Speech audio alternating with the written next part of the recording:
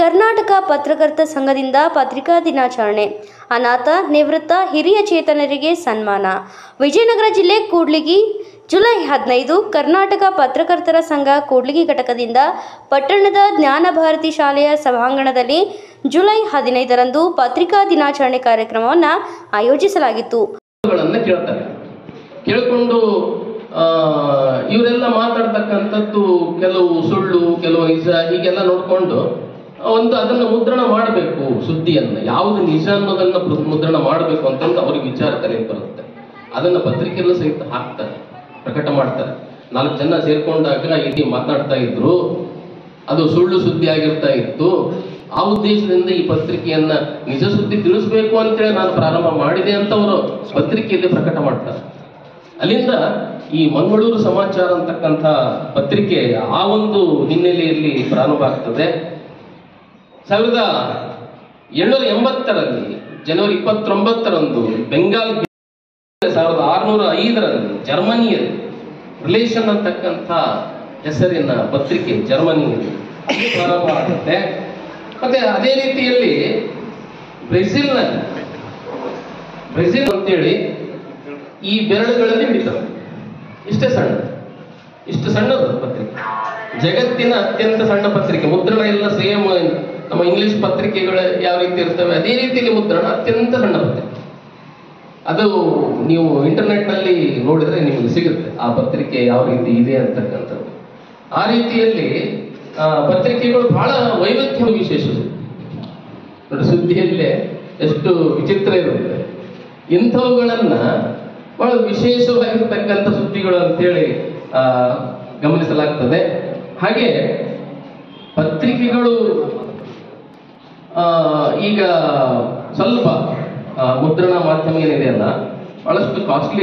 ಮತ್ತು ಪತ್ರಿಕಾ ದಿನಾಚರಣೆ ಪ್ರಯುಕ್ತ ಅನಾಥ ವೃದ್ಧರಿಗೆ, ಹಿರಿಯ ನಿವೃತ್ತ ನೌಕರರಿಗೆ, ವಿಶೇಷ ಚೇತನರಿಗೆ ಹಾಗೂ ವಿಕಲಚೇತನರಿಗೆ ಸನ್ಮಾನ ಕಾರ್ಯಕ್ರಮವನ್ನು ಆಯೋಜಿಸಲಾಗಿತ್ತು.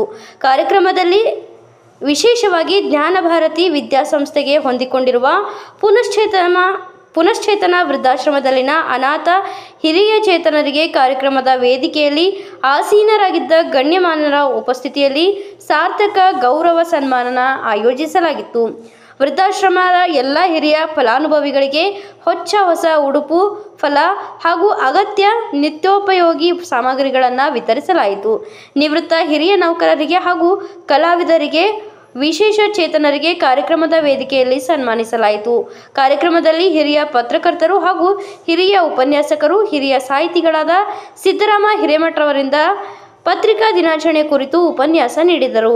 ವೇದಿಕೆಯಲ್ಲಿದ್ದ ಕೂಡ್ಲಿಗಿ ಶಾಸಕರು ಉಪಸ್ಥಿತಿಯಲ್ಲಿ ಸಿದ್ದಪ್ಪ ಉದ್ಯಮಿ, ಬಿಜೆಪಿ ಮುಖಂಡರು, ಗುಳಿಗಿ ವೀರೇಂದ್ರ ಸನ್ಮಾನಿತರು ಹಾಗೂ ವಿಕಲಚೇತನರಾದ ಗುಂಡು ಮುಣುಗು ಲಕ್ಷ್ಮೀದೇವಿ, ನಿವೃತ್ತ ನೌಕರರ ಸಂಘದ ಅಧ್ಯಕ್ಷರಾದ ಎಂ ವೀರಯ್ಯ, ಕೆಪಿಎಸ್ ಸಂಘದ ರಾಜ್ಯ ಕಾರ್ಯದರ್ಶಿ ಗೋಪಾಲ್, ಸಮಾಜ ಸೇವಕರಾದ ಅಬ್ದುಲ್ ರೆಹಮಾನ್, ಪಿಎಸ್ಐ ಪ್ರಕಾಶ್, ವಿಜಯನಗರ ಜಿಲ್ಲೆಯ 2024ರ ಲೋಕಸಭಾ ಚುನಾವಣೆಯ ರಾಯಭಾರಿ ಲಕ್ಷ್ಮೀದೇವಿ, ಕೆಪಿಎಸ್ ಸಂಘದ ಜಿಲ್ಲಾ ಗೌರವ ಅಧ್ಯಕ್ಷರು ಮುರಳೀಧರ್ ಹಾಗೂ ಕೆಪಿಎಸ್ ಜಿಲ್ಲಾ ಕಾರ್ಯದರ್ಶಿ ಪ್ರಕಾಶ್ ಮಹಮ್ಮದ್ ಗೌಸ್, ಸಿಐಟಿಯು ಮುಖಂಡರು ಗುನ್ನಳ್ಳಿ ರಾಘವೇಂದ್ರ, ರೈತರ ಸಂಘದ ರಾಜ್ಯ ಉಪಾಧ್ಯಕ್ಷರು ದೇವರಮನೆ ಮಹೇಶ್ ಹಾಗೂ ಕಾರ್ಯನಿರತ ಪತ್ರಕರ್ತರ ಧ್ವನಿ ಸಂಘದ ಅಧ್ಯಕ್ಷರು ಬಾಣದ ಶಿವಮೂರ್ತಿ ಹಾಗೂ ಅನೇಕ ಮುಖಂಡರುಗಳು ಕಾರ್ಯಕ್ರಮದಲ್ಲಿ ಭಾಗವಹಿಸಿದ್ದರು.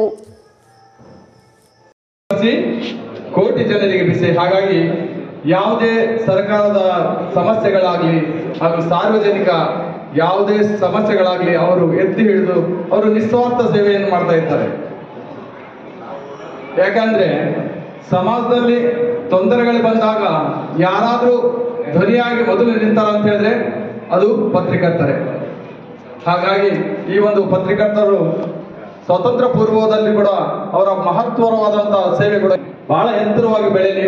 ಯಾಕಂದ್ರೆ ಇಲ್ಲಿ ಕರೆದಿರೋದು ವಯೋವೃದ್ಧರು, ಅವರಿಗೆ ನೀವು ಸನ್ಮಾನ ಮಾಡ್ತಾ ನಾನು ಕೇಳಿ ನಿಜವಾಗ್ಲೂ ನನಗೆ ಮನಸ್ಸಿಂದ ಮಾತಾಡಕ್ ಆಗ್ತಾ ಇಲ್ಲ, ಅಷ್ಟೊಂದು ಸಂತೋಷ ಆಗ್ತಾ ಇದೆ. ಯಾಕಂದ್ರೆ ಅವ್ರಿಗೆ ಯಾರಿಲ್ಲ ಅಂತ ಅನ್ಕೊಂತಿದ್ದಾರೆ, ಅವ್ರಿಗೆ ನೀವು ಇದ್ದೀರಲ್ಲ, ನಿಮ್ ಜೊತೆಗೆ ವೇದಿಕೆಯಲ್ಲಿ ಕುಂತಂತ ಎಲ್ಲರೂ ಇದೀವಿ, ನಾವು ಇದೀವಿ. ನಿಜವಾಗ್ಲೂ ಇಂಥ ಒಂದು ಕಾರ್ಯಕ್ರಮಗಳನ್ನ ಹಮ್ಮಿಕೋಬೇಕು. ನಾನು ಕೂಡ ಕಳೆದ 7 ವರ್ಷಗಳಿಂದ ಒಂದು ಸಣ್ಣ ಅಳಿಲು ಸೇವೆಯನ್ನು ಸೇವೆ ಸಲ್ಲಿಸ್ತಾ ಬಂದಿದ್ದೀನಿ. ಅಂತ ನಮ್ಮ ಸಹೋದರ ಬಂಧುಗಳೇ, ತಾಯಂದಿರೇ, ಹಾಗೆಯೇ ಇಂದಿನ ಮಕ್ಕಳೇ ಮುಂದಿನ ಭಾವಿ ಸತ್ಪರಿಚಯಗಳಾಗ್ತಕ್ಕಂಥ ಮಕ್ಕಳೇ, ನಾನು 82 ವರ್ಷದ ವಯೋವೃದ್ಧ. ಈಗ ನಿವೃತ್ತ ನೌಕರರ ಅಧ್ಯಕ್ಷನಾಗಿ ಅನೇಕ ವರ್ಷಗಳ ಕಾಲ ನಾನು ಮಾಡ್ತಾ ಬಂದಿದ್ದೇನೆ. ನಾನೇನು ಮಾಧ್ಯಮದ ಬಗ್ಗೆ, ಪತ್ರಕರ್ತರ ಬಗ್ಗೆ ನಾನು ಮಾತಾಡೋದಿಲ್ಲ.